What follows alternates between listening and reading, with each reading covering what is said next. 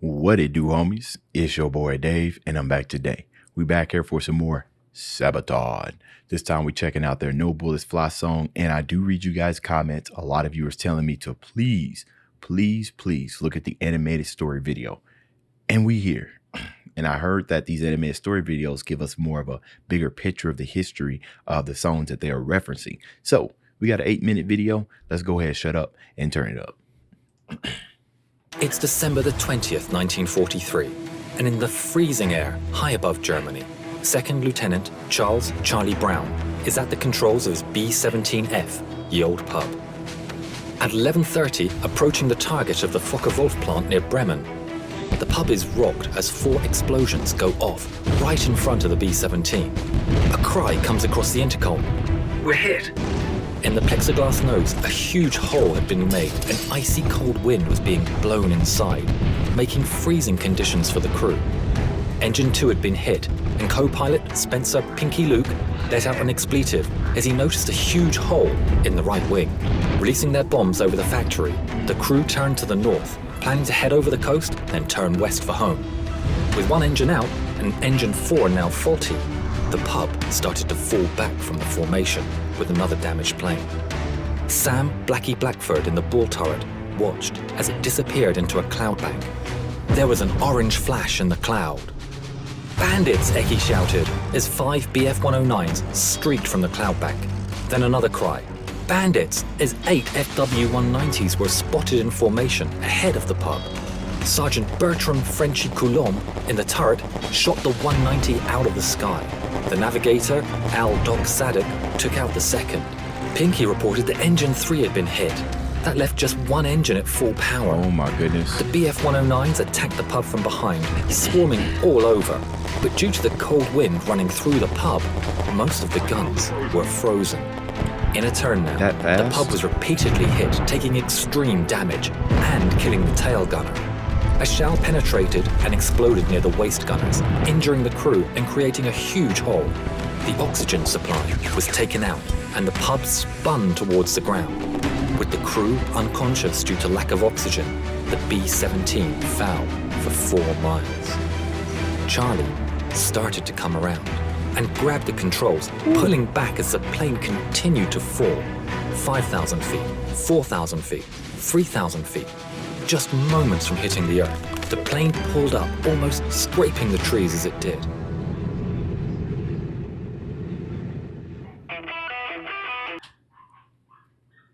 Oh, the neighbor's dogs. Yo, for a minute I was about to say, that's funny. Got some dogs barking in the back. And then, right, dogs in the air. Yeah. Wow. Oh my goodness. Now I know these guys were trained, for these type of situations, but to see them in actuality, and if it's your first tour or your first time in battle, just seeing all that and just knowing that the other person wants you dead, the amount of willpower that it takes to just not freeze up and be absolutely scared crapless is just, woo. Okay. Wow. We learned something today, man.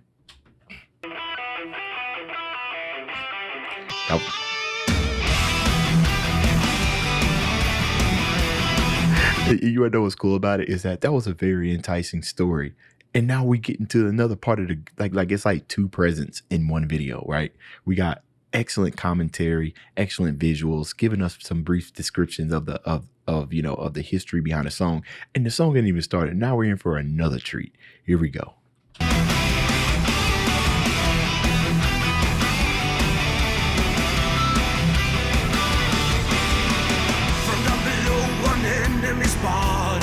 So hurry up, rearm and refuel. But through the bombers' damaged airplane, see wounded men scatter the ball.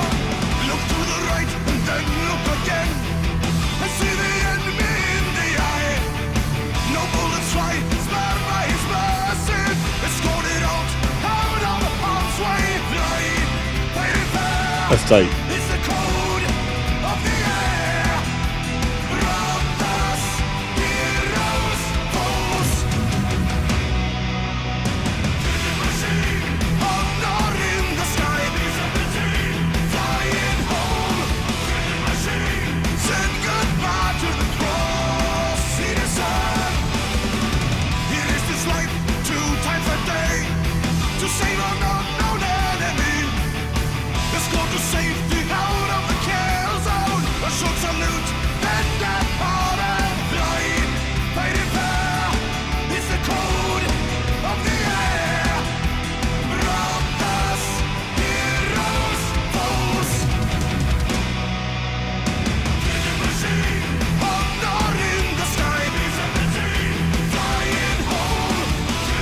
Said goodbye to the cold citizen.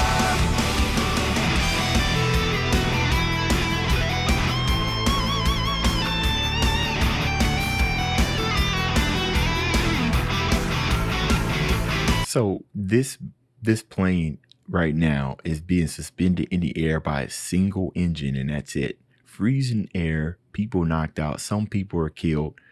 Worry, intense amount of worry. Also, for some reason, I can't figure out if these two planes that are hovering them, if they're allies or enemies.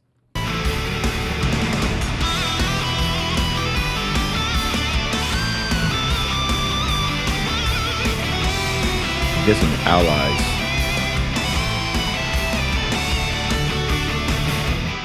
Because I know they were turning around to go home, right? I just don't know where it's at. Usually, I'm trying to see if there's like identical markers between them, but they're both wearing two different colors as well. A silly confusion, I know. I'm trying to figure it out. They're not firing, so I'm assuming they're allies.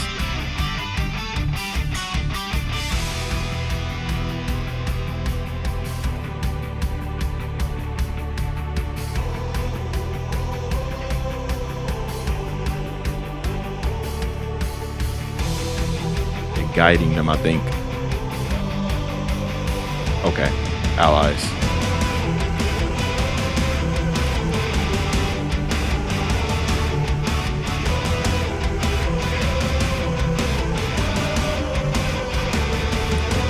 Flying, fighting fire is the code of the air. Around us, heroes, fools. Killing machine, honor in the sky. Flying home, killing machine. Said goodbye to the poor citizen.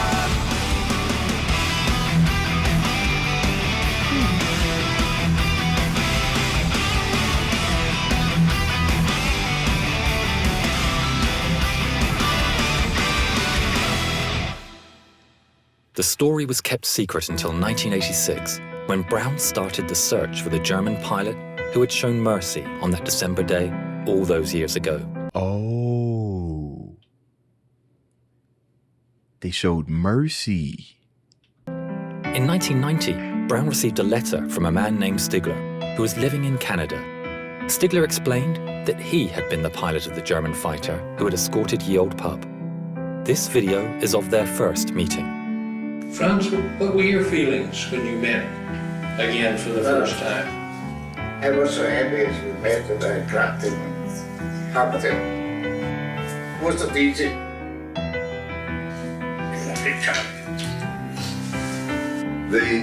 The fact that he risked his life really in many ways, and I wrote him in a letter. I said, if you made a habit of feeling sorry for bomber crews, flag up alongside them, I am sure that you were shot down many times. But it was not only the audacity that he came up to us and then recognizing the threat. If someone had seen him and reported him, it could have been a death sentence. Franz gifted Charlie a book, and inside the inscription read, "In 1940, I lost my only brother as a night fighter. On the 20th of December, 4 days before Christmas, I had the chance to save a B-17 from her destruction. A plane so badly damaged, it was a wonder that she was still flying. The pilot, Charlie Brown, is for me as precious as my brother was. Thanks, Charlie. Your brother, Franz." In 2008, within a few months of each other, the two firm friends went on their final journey. Franz Stigler never got the Knight's Cross, but as he always said, he got something better.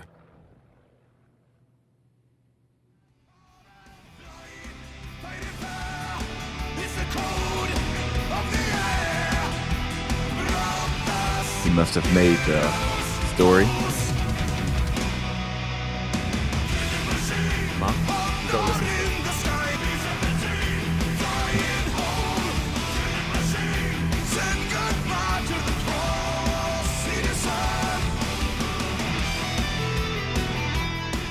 Hi, my name is Jovita Tan Stiegler. I would like to thank Sabaton and your song, No Bullets Fly. Because of this, the story of my father will live on.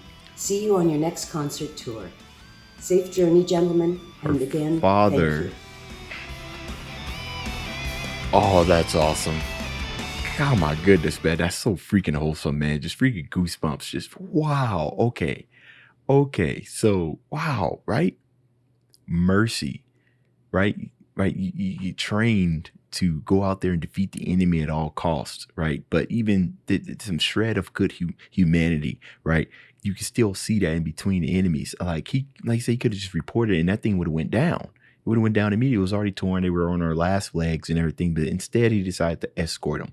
I mean, he's right, risking your life, right? Because if any of those actions were reported, as soon as the guy got back to his base and everything, he probably would have been executed for letting the enemy go. Wow. Wow. Okay. I just got some like serious goosebumps. Okay. Let me see here. Even though we pretty much was told the meaning, I still like to go and look at the synopsis just to make sure that I got a pretty good idea. France Stigley, yeah, Charles Brown, the pilot of B-17 Flying Fortress, received heavy damage. Sales crew, yep. B-7 was limping back, attempting to reach safety after his was stocked and refueled, and his was restarting. When he reached his site, France noticed the casualties and violent extensive damage.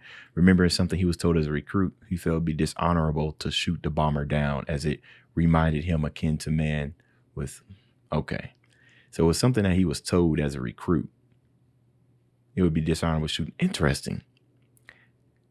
To shoot because it was extensive damage. He was told as a recruit that it was dishonorable to shoot the bomber down. So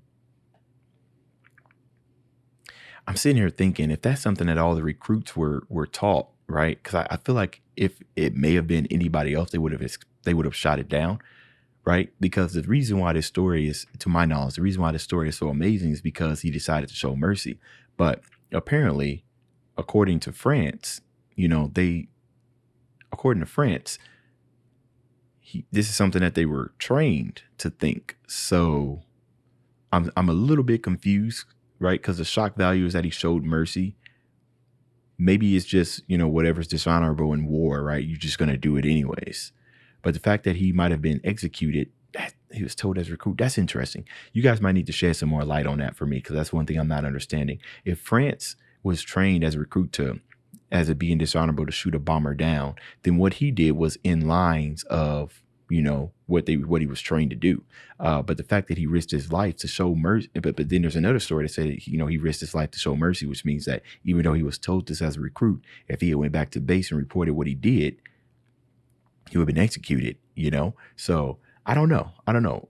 Regardless, enemies showing mercy, especially in such a life-death situation like that, it's always an amazing story, because like I said, it just shows you that humanity and forgiveness is still very much alive, or at least it was back then. Today, maybe, I don't know, maybe, hopefully you would like to think so, but I don't know.